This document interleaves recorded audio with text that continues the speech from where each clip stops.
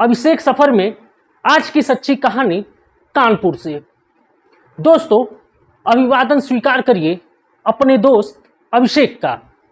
दोस्तों, एक महिला अचानक से गायब हो जाती है। उस महिला की तलाश काफ़ी तेज़ी से उस महिला के घर वाले और कानपुर पुलिस काफ़ी तेज़ी से तलाश की जाती है, लेकिन न तो वे महिला का अता पता चलता है और न ही उस महिला के साथ साथ एक पुरुष भी गायब हो चुका था। महिला के साथ साथ कानपुर पुलिस तेजी से उस पुरुष की भी तलाश में लगी हुई थी, लेकिन दोनों नहीं मिल रहे थे। कानपुर पुलिस काफ़ी हाथ पैर मारने के बाद अंत में 4 महीने बाद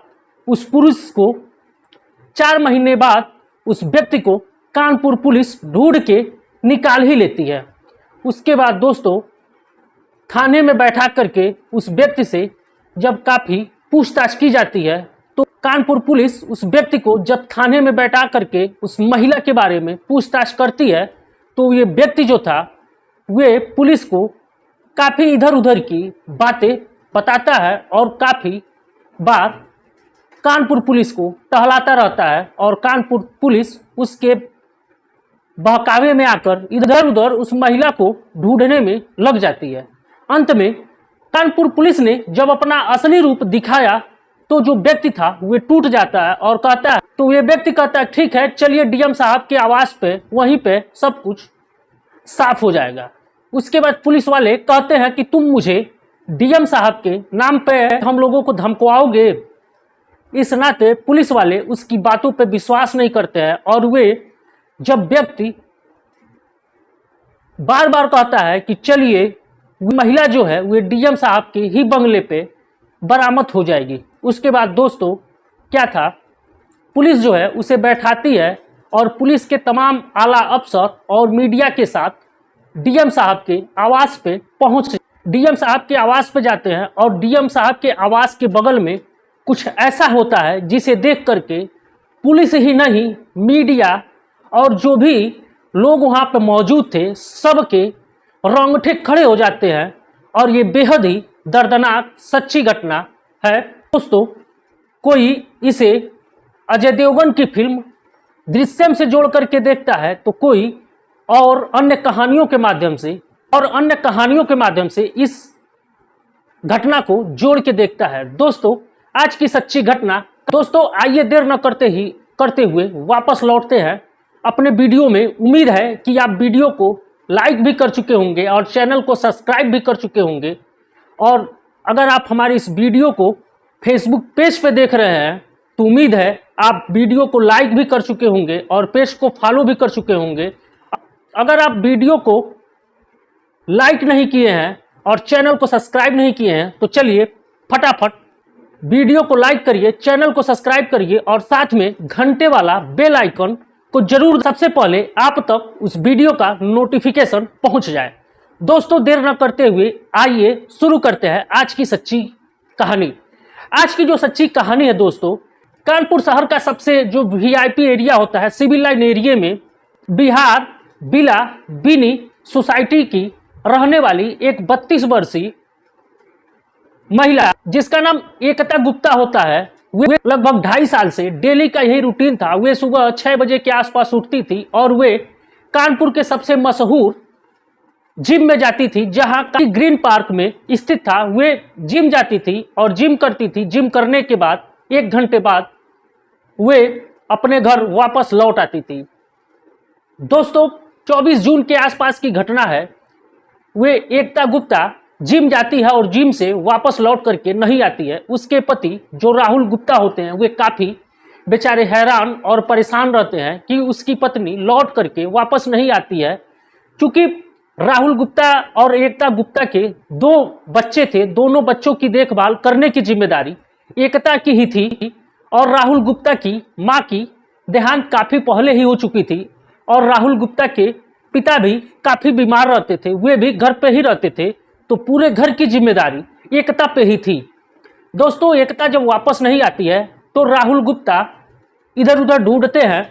काफ़ी ढूंढने के बाद जब एकता गुप्ता का कोई पता नहीं चलता है तो वे पुलिस थाने में जाते हैं और अपहरण का केस दर्ज करवाते हैं। उसके बाद दोस्तों पुलिस वाले उनका अपहरण का केस दर्ज नहीं करते, बल्कि राहुल गुप्ता को तमाम तरह की बातें समझाने लगते हैं। कहते हैं कि देख लो, उसके आशिक के बारे में, हो सकता है उसका कोई आशिक हो। तमाम तरीके से राहुल गुप्ता को जलील किया जाता है और पुलिस वाले एफआईआर नहीं लिखते हैं और पुलिस वाले राहुल गुप्ता को इधर उधर टालते हैं। फिर जब राहुल गुप्ता अपनी जीत पर अड़ जाता है और जब रिक्वेस्ट करता है तो पुलिस वाले अंत में उसकी अपहरण की कॉपी ले लेते हैं। उसके बाद दोस्तों कुछ दिन बीत जाता है, पुलिस वाले उस केस पे कोई भी कार्रवाई नहीं करते हैं। उसके बाद दोस्तों राहुल गुप्ता फिर थाने में जाते हैं और कहते हैं कि मेरे घर से नकदी और जेवरात गायब है, हो सकता है मेरी पत्नी के साथ कोई न कोई अनहोनी जरूर घटी होगी। आप लोग कृपया इस केस पे जल्दी से जल्दी पर्दाफाश करिए, नहीं तो मेरी पत्नी के साथ कोई अनहोनी हो सकती है। उसके बाद भी पुलिस वाले जब मामले को गंभीरता से नहीं लेते हैं तो मामले उस केस में कोई भी दिलचस्पी नहीं लेती है। अंत में थक हार करके राहुल गुप्ता एक व्यक्ति के नाम से तहरीर देते हैं और कहते हैं अगर आप इस व्यक्ति को उठाएंगे तो हमारी पत्नी के बारे में पता चल जाएगा कि हमारी पत्नी कहाँ है। इस व्यक्ति को, मुझे यकीन है ये व्यक्ति मेरी पत्नी के बारे में जरूर जानता होगा। उसके बाद दोस्तों उस व्यक्ति का नाम था बिमल सोनी, जो कि जिम का ट्रेनर। उसका एड्रेस था रायपुरवा शक्कर मिल कॉलोनी हलवा का निवासी था। उसके बाद दोस्तों जैसे ही राहुल गुप्ता ने एफआईआर दर्ज करवाया वैसे ही पुलिस जो है एक्टिव नहीं होती है, कहती है ठीक, हीला हवाली करती है। उसके बाद राहुल गुप्ता जो होते हैं वे सीएम से लेके पीएम तक, डीजीपी उत्तर प्रदेश से लेके हर जगह शिकायती पत्र लिख देते हैं, लेकिन कोई भी सकारात्मक उन्हें रिस्पांस नहीं मिलता है। उसके बाद दोस्तों राहुल गुप्ता की एक परिचय में महिला होती हैं जो कि दिल्ली आईबी में उच्च पद पर आसीन होती हैं और वे उनसे मिलते हैं और अपनी समस्या के बारे में बताते हैं। वे जब कानपुर पुलिस से संपर्क साधती हैं तो कानपुर पुलिस कार्रवाई के नाम पर एक टीम का गठन कर देती है और गठन करने के बाद वे टीम जो है ग्वालियर, महोबा, पंजाब, आगरा जैसे अन्य शहरों में जाकर के छानबीन करती है। फिर भी उस टीम के हाथ खाली ही रहते हैं। उसके बाद दोस्तों तो जब और दबाव पड़ता है तो पुलिस वाले एक्टिव होते हैं और अपने जो भी खुफिया तंत्र होते हैं उनको काफ़ी तेजी से एक्टिव करते हैं और वे अपने मुखबिरों को रायपुरवा के आसपास जितने भी मुखबिर होते हैं सबको एक्टिव करते हैं और कहते हैं कि इस विजय सोनी के बारे में पता करो, ये विजय सोनी है कहाँ, रहता कहाँ है और आजकल ये कहाँ है। उसके बाद दोस्तों मुखबिर जो है एक्टिव होते हैं और 26 अक्टूबर को बिमल सोनी अपने घर आया हुआ था। तभी मुखबिरों से सूचना मिलती है कि विजय सोनी अपने घर आया है अपने घर वालों से मिलने के लिए। उसके बाद दोस्तों कानपुर पुलिस देरी न करते हुए मुस्तैदी के साथ उस व्यक्ति को गिरफ्तार करती है और उस एकता गुप्ता के बारे में जानकारियां लेना शुरू कर देती है। उसके बाद दोस्तों वे व्यक्ति जो था पहले कानपुर पुलिस को इधर उधर की बातें बताता है। उसके बाद जब कानपुर पुलिस कहती है कि तुम 4 महीने से कहाँ गायब थे, तब बिमल सोनी बताता है कि मेरे नाम से जो तहरीर दी गई थी साहब, उसके डर से मैं भाग गया था। मैं काफ़ी परेशान हूँ, मैं एकता के बारे में नहीं जानता, वे कहाँ गई, किसके साथ गई, मुझे उसके बारे में कोई भी जानकारी नहीं है। उसके बाद जब पुलिस वाले थोड़ा सा कड़ाई करते हैं तो बिमल सोनी जो होता है वह टूट जाता है और वह कहता है कि हाँ साहब, मैंने उसकी हत्या करके लाश को गंगा में बहा दिया। उसके बाद पुलिस वाले उसे उस स्थान पर लेके जाते हैं कि कहाँ से तुमने लाश बहाया था, तो वे अलग अलग बातें बताता है। उसके बाद पुलिस वाले गोताखोरों को एक्टिव करके उस स्थान पे जब छानबीन करवाते हैं तो वहाँ पे कोई भी लाश या कोई भी कंकाल नहीं बरामद होती है। और उस तारीख के आसपास अगल बगल की जितने भी थाने जो कि गंगा नदी के किनारे पड़ते थे, सब थानों में संपर्क किया गया और कोई भी अज्ञात महिला का लाश नहीं मिला था। बिमल सोनी जो है कानपुर पुलिस को 6 घंटे तक परेशान करता रहा, कभी इधर कभी उधर ले जा करके घुमाता रहा और कानपुर पुलिस को लगता है ये जो है मजाक कर रहा है और ये हमें और हमारा ये समय फालतू में खराब कर रहा है। उसके बाद दोस्तों जब कानपुर पुलिस ने अपना असली रंग दिखाया तो विमल सोनी जो था टूट गया और वह कहता है कि ठीक है मैं बताता हूँ कि वह महिला कहाँ है। सबसे पहले आप हमारे साथ डीएम साहब के आवास पे चलिए। उसके बाद दोस्तों पुलिस वालों ने कहा तो समझते क्या हो, डीएम साहब के नाम पे बच जाओगे और तुम लोगों को ले चल के डीएम साहब से डांट खिलवाने की तैयारी में हो। तुम क्या चाहते हो और हम लोग सही सही बताओ उस एकता के साथ क्या किए। उसके बाद दोस्तों जब पुलिस वाले ने और कड़ाई से किया तो वे कहता है कि साहब मैं झूठ नहीं बोल रहा हूं और आप लोग चलिए। वे महिला डीएम साहब के आवास के पास से ही बरामद हो गई। तो कानपुर पुलिस को पता था कि जो है ये जो विमल सोनी है कानपुर ये उच्च अधिकारियों के संपर्क में काफ़ी था, क्योंकि ये 10 साल पहले वहाँ एक जिम ट्रेनर के तौर पर जितने भी कानपुर के उच्च अधिकारी थे वहाँ उस जिम में जाते थे और ये सबको फिटनेस की जानकारियाँ देता था। और पुलिस वालों को ये भी पता था, लगता है ये हमें वहाँ ले जा करके किसी बड़े अधिकारी से सिफारिश करवाएगा, इसलिए पुलिस भी मामले को काफ़ी गंभीरता से देख रही थी। उसके बाद दोस्तों 26 अक्टूबर को रात 8 बजे पुलिस और मीडिया के साथ जब डीएम साहब के आवास के पास जाते हैं तो वहाँ पे डीएम साहब के आवास के चार दीवारी के बगल में एक गड्ढा होता है। उस गड्ढे में विमल सोनी इशारा करता है, कहता है कि इस गड्ढे को खोजिए और ये महिला का कंकाल यहीं से मिलेगी। उसके बाद गड्ढे को खुदवाती है तो सबसे पहले वहाँ टी शर्ट और लोवर मिलता है। वो कंकाल पुलिस को बरामद होता है। उसके बाद दोस्तों कंकाल बरामद होता है। पुलिस जो है उस कंकाल को ले लेती है। उसके बाद डीएनए सैंपल एकत्रित करके पोस्टमार्टम के लिए भेज देती है।